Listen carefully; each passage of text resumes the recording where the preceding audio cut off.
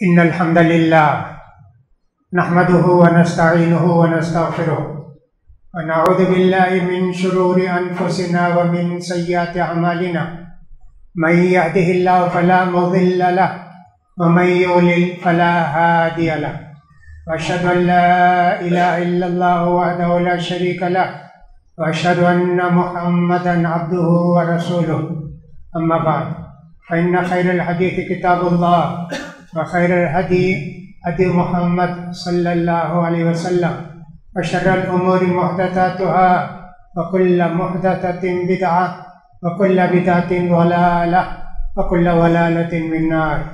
يقول سبحانه وتعالى في محكم تنزيله وما آتاكم الرسول فخذوه وما نهاكم عنه فانتهوا. حاضرین جمعہ اور خواتین اسلام، خطبہ مسنونہ کے بعد میں نے سورہ حشر کی آیت کا ایک ٹکڑا تلاوت کیا.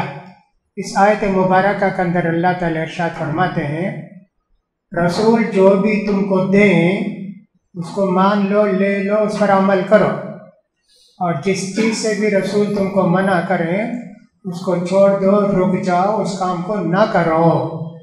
رسول کریم صلی اللہ علیہ وسلم نے ہم کو کیا کیا دیا ہے؟ اللہ کے رسول کی سیرت جاننے کے بعد ہم ان کو جاننے کی کوشش کریں گے کہ اللہ کے رسول نے ہم کو کیا کیا دیا ہے. ذکر ہو رہا تھا کہ اللہ کے رسول صلی اللہ علیہ وسلم جب 8 سال کے ہوئے تو آپ کے دادا عبد المطلب کا انتقال ہو گیا. عبد المطلب نے ابو طالب کو، ان کے بیٹے ابو طالب کو بلا کے کہا محمد کا خیال کرنا، میں جانتا ہوں کہ یہ بچہ بہت بڑا ہوگا اور یہ بڑی عظمت اس کی ہوگی، تم ان کا ضرور خیال کرو. ہمارے رسول کے والد عبداللہ تھے، ان کے سگے بھائی تھے ابو طالب، اس لیے انہوں نے ان سے کہا. ابو طالب بڑا خیال کرتے تھے جیسے کہ عبد المطلب ہمارے رسول کا خیال کرتے تھے.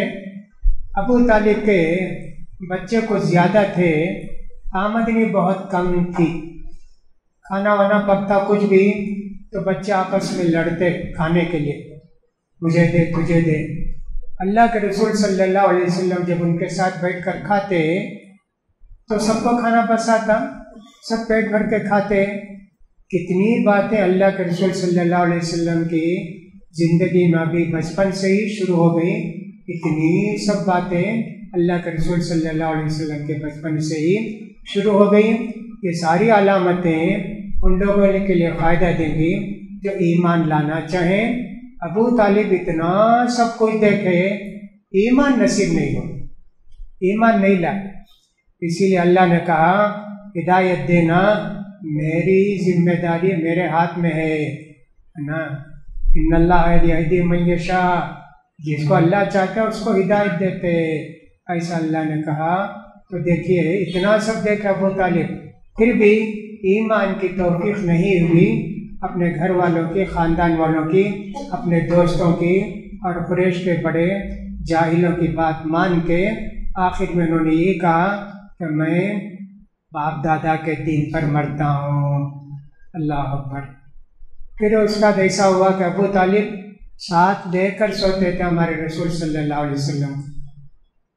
اللہ کے رسول صلی اللہ علیہ وسلم ذرا زیادہ بڑے ہوئے، آپ کو خیال ہوا کہ چچا پر بوجھ نہیں بننا، میں بھی کچھ کماؤں، میں بھی کچھ کروں. تو اس لیے آپ مکے میں بکریاں چراتے تھے. سبحان اللہ، اللہ کے رسول بکریاں چراتے تھے. اور یہ بھی آپ نے فرمایا ما من نبی الا ورع الغنم، انبیاء میں سے اکثر اور بیشتر لوگ سارے انبیاء بکریاں چرائے ہیں. موسیٰ علیہ السلام بکریاں چراتے تھے ان کے سسرے کی. 10 سال مکمل کرنے کے بعد ان کے طرف سے تحفہ ملا، ان کے سسرے کی طرف سے بکریاں وہ لے کر آئے. بہت سارے انبیاء کرام ایسے کرتے تھے، بکریاں چراتے تھے. اس کا بڑا فائدہ یہ ہے کہ بکری ایک ہلکا پھلکا جانور ہے، اگر چرانے والا اس کو کچھ بھی کرے، مارے لاٹھی سے، مر جائے گا. اس کو بہت حفاظت کے ساتھ چرانے کے لیے لے جانا پڑتا، چرانے کے بعد واپس لانا پڑتا۔ چاہتے وقت بکریاں شوق سے چلے جاتی چرنے کے لیے، آتے وقت نہیں، کہاں بھی ذرا ہرا پتا نظر آیا وہاں بھاگتی۔ اب یہ سب کو جو ہے ملا کر لانا پڑتا تھا، اس لیے سارے انبیاء اکرام کو اللہ نے ایک طرح کی ذمہ داری دی۔ عیسیٰ علیہ السلام وہ بھی بکریاں چراتے تھے۔ آپ نے دیکھا ہے نادانوں کے چرچوں میں یا کہیں بھی عیسیٰ علیہ السلام کے تصویر ڈال کے نعوذ باللہ ان کے ہاتھ میں ایک بکری کا بچہ دے کر رکھتے، گڈ شیپرڈ، بہترین بکری چرانے والے، یعنی سب کی بہترین خدمت کرنے والے، سب کو بچانے والے، ایسا تھا۔ تو اللہ کے رسول بکری چراتے تھے۔ اللہ کے رسول کی بکری چرانے کی برکت دیکھیے، بکری کتنے انبیاء کرام نے چرائی ہے نا، یہ نسل ختم نہیں ہوتی۔ کتنا ذبح کرتے ایک دن کو، کتنا ذبح کرتے بکری، اب تو یہ بچہ ڈالتی یا دو بچہ ڈالتی، اس کی نسل اتنی ہے۔ یہی دوسرے جانور ہیں، برے جانور ہیں، کتا ہے، خنزیر ہے، ایک وقت کتنے بچے ڈالتے، کہاں زندہ رہتے، مر کے ذرے باقی رہتے۔ بکریوں کی برکت دیکھیے کتنی ہے۔ قاضی عیاض کتاب الشفا میں لکھتے ہیں، بکریوں کو نبیوں نے چرایا تو بکری پیشاب بھی کرتی ہے تو ادب سے کرتی ہے، کھڑے ہو کر نہیں کرتی، جھک کر کرتی ہے بکری پیشاب۔ یہ بات تو ان کی صحیح ہو سکتی، لیکن میں نے جو دیکھا کتیا جو ہوتی ہے وہ بھی ایسی زمین کے قریب ہی پیشاب کرتی۔ بہرحال نسل بکریوں کی قیامت تک رہے گی، اللہ اکبر۔ اور یہاں تک کہ وہ جو جنت اور جہنم کے لوگوں کا آخری دیدار کرا کے اللہ تعالیٰ وہ جو ہے ذبح کرے گا بکرے کو، کہا یہ موت کا بکرا ہے، اب اس کے بعد کوئی نہیں مریں گے، جہنم والے بھی نہیں مریں گے، جنت والے بھی نہیں مریں گے۔ ابراہیم علیہ السلام کو جو تحفہ اللہ تعالیٰ نے آسمان سے بھیجا اسماعیل علیہ السلام کے بدلے، وہ بکرا ہی تھا نا۔ وَفَدَيْنَاهُ بِذِبْحٍ عَظِيمٍ، ابراہیم علیہ السلام کو اللہ نے اس اسماعیل کے بدلے بہت بڑا ایک بکرا جنت سے بھیجا، اس کو انہوں نے ذبح کیا۔ بکری کی تاریخ کتنی ہے دیکھیے، نبی نے جو کام کیا ان کی تاریخ بن جاتی ہے، اور ان کے جانوروں کا بھی ایک وجود کے لیے برکت ہو جاتی ہے۔ بکریاں چراتے تھے، چند پیسے ملتے تھے۔ كنت أرعى الغنم على قراريط، مکے والوں کی بکریاں چند قیرات کے بدلے میں چرایا کرتا تھا، اور اپنے چچا کو لا کے دیتے تاکہ ان کو تکلیف نہ ہو بچوں کو پالنے میں۔ اللہ کے رسول صلی اللہ علیہ وسلم، عرب کے لوگوں کا کام تھا تجارت، رحلت الشتاء والصيف، گرمی کا سفر کرتے، سردی کا سفر کرتے، سردی میں یمن کی طرف جاتے، گرمی میں سیریا کی طرف جاتے تجارت کے لیے۔ سال میں 2 مرتبے تجارت کرتے تھے، اور 2 3 مہینے تک ان کی تجارت ہوتی تھی، ایسا کرتے تھے مکے کے۔ تو ابو طالب بھی تجارت کرتے تھے۔ اللہ کے رسول صلی اللہ علیہ وسلم جب 15 سال کے ہو گئے تو یہ ہوا کہ صاحب تجارت کو جانے کے لیے ابو طالب تیار ہوئے۔ نبی کریم صلی اللہ علیہ وسلم نے کہا میں بھی آنا چاہتا ہوں۔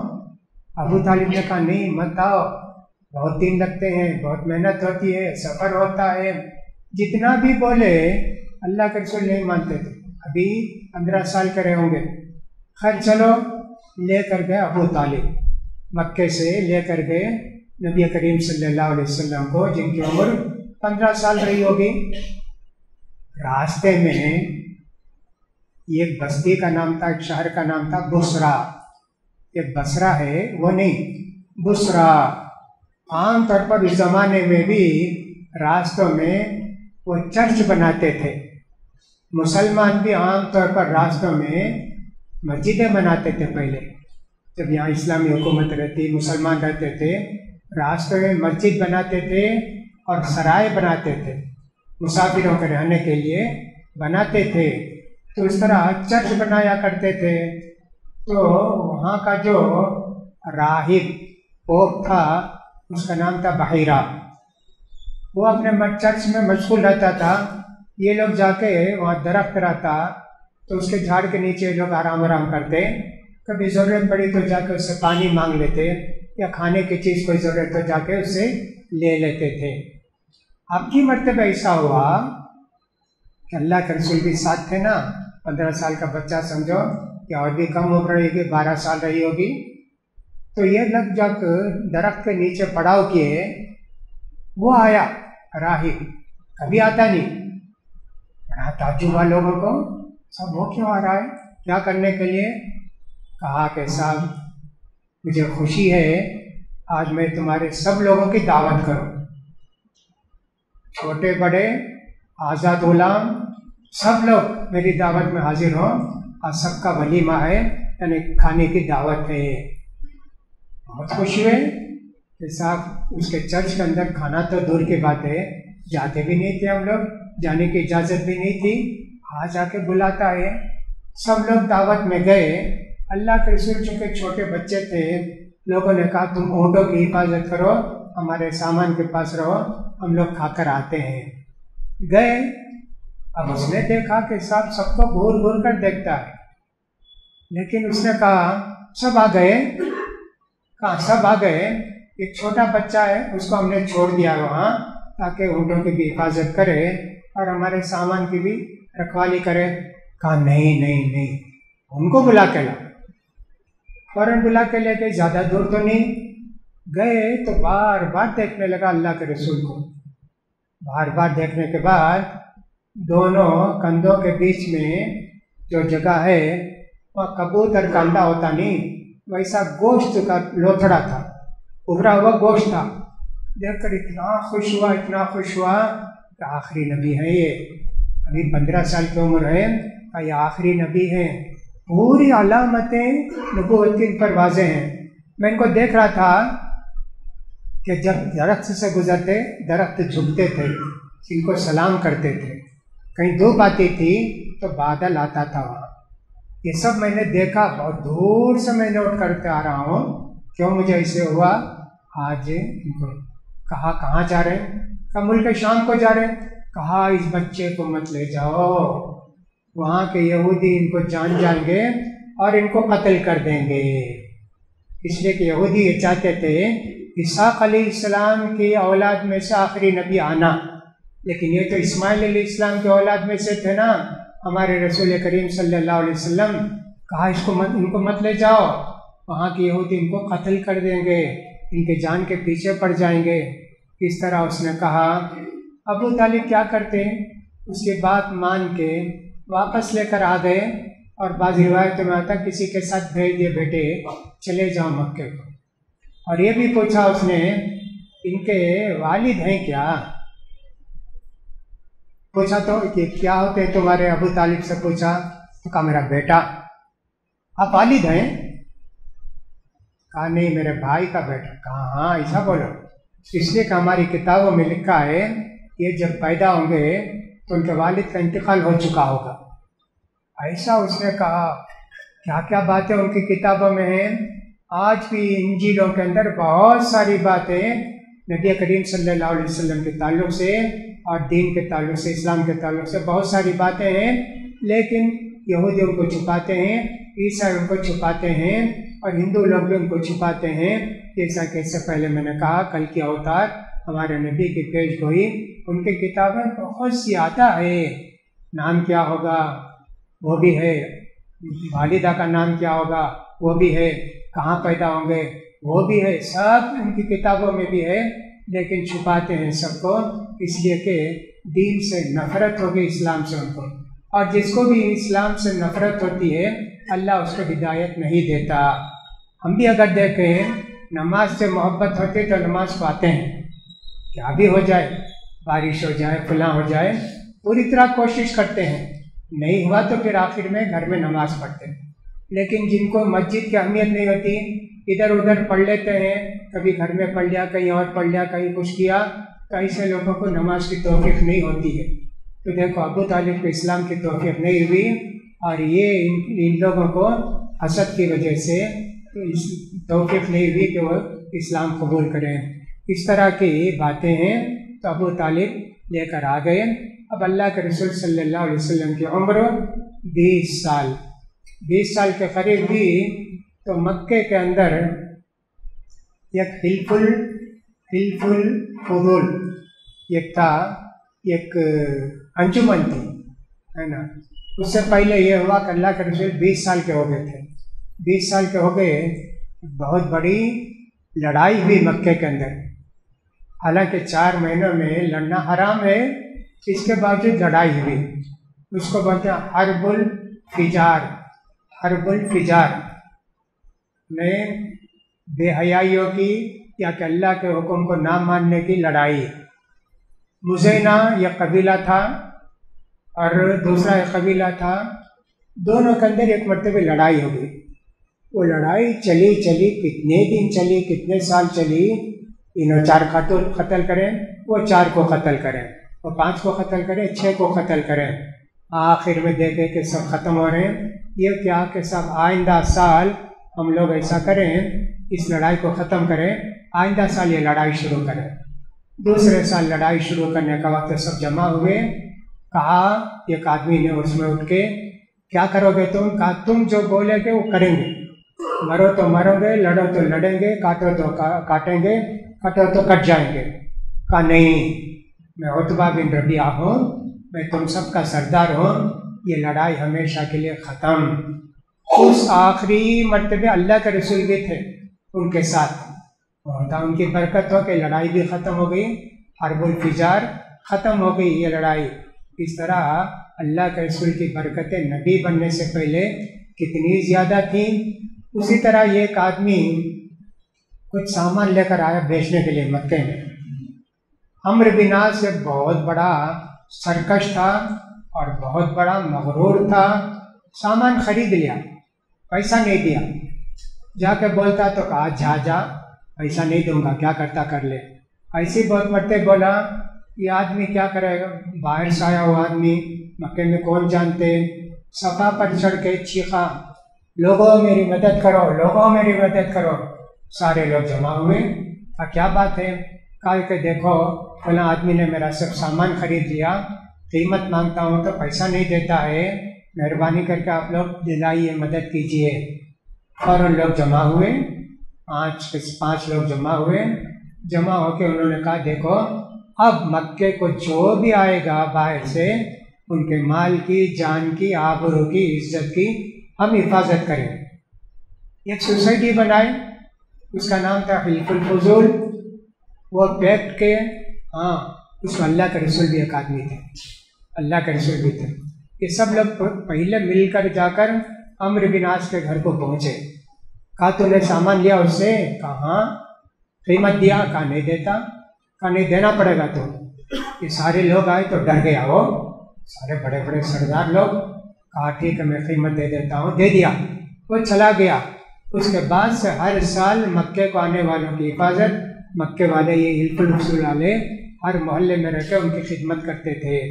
اللہ کے رسول صلی اللہ علیہ وسلم جب نبی بن گئے، مدینے میں تھے، ایک مرتبہ یاد کیے اس انجمن کو، اس سوسائٹی کو یاد کیے۔ کہا اگر آج وہ سوسائٹی ہوتی جو عبداللہ بن جدعان کے گھر میں ہم لوگ بیٹھ کر طے کریں مظلوموں کی مدد کریں گے، آج وہ سوسائٹی ہوتی، آج میں بھی اس کا ایک ممبر ہوتا۔ اتنی زیادہ اللہ کے رسول نے اس سوسائٹی کے متعلق کہا۔ تو اللہ کے رسول صلی اللہ علیہ وسلم مکے میں رہ کے تجارت بھی کرتے تھے، مکے میں رہ کے تجارت کرتے تھے، جیسا کہ میں نے اس سے پہلے بھی کہا۔ ملک شام کو تو نہیں جا سکے، البتہ وہاں تجارت کرتے۔ سعید بن یزید ایک آدمی کا نام ہے، وہ بھی اور اللہ کے رسول بھی پارٹنر بن کے تجارت کرتے تھے، کوئی جھوٹ نہیں بولتے تھے، دھوکہ نہیں دیتے تھے، کچھ بھی نہیں۔ فتح مکہ کے وقت سعید بن یزید آئے مکے کو، اللہ کے رسول ان کو پہچان لیے، آپ ہی میرے پارٹنر تھے نا بیپار میں؟ ہاں پہچان گئے مجھے؟ ہاں جی، کتنے اچھے آدمی سے جی تم، کبھی جھوٹ نہیں بولتے تھے، کبھی دھوکہ نہیں دیتے تھے، کبھی غلط مال لیتے بھی نہیں تھے، بیچتے بھی نہیں تھے۔ اس طرح اللہ کے رسول مکے ہی میں تجارت کا کام کیا کرتے تھے، کچھ نہ کچھ خرید و فروخت کرتے تھے، اس طرح آپ کی زندگی چلتی تھی۔ اس کے بعد کے جو کچھ واقعات ہوں گے ان کو بھی تھوڑا بیان کرنے کی کوشش کریں گے۔ اللہ تعالی ہم سب کو نبی کریم صلی اللہ علیہ وسلم سے محبت کرنے کی توفیق دے، ہمارے دلوں میں سب سے زیادہ آپ کی محبت رچا دے، بسا دے، ہر سنت پر عمل کرنے کے اللہ تعالی ہم سب کو توفیق نصیب فرمائے۔ اللہ تعالی ہم سب کو ظالموں کے ظلم سے اور ظالموں کے حکومت سے بچائے۔ اللہ تعالی ہمیشہ ایمان کی حالت میں رکھے، ایمان کی حالت میں اپنے پاس بلا لے۔ اقول قولی ھذا واستغفر اللہ لی ولکم ولسائر المسلمین فاستغفروہ انہ هو الغفور الرحیم۔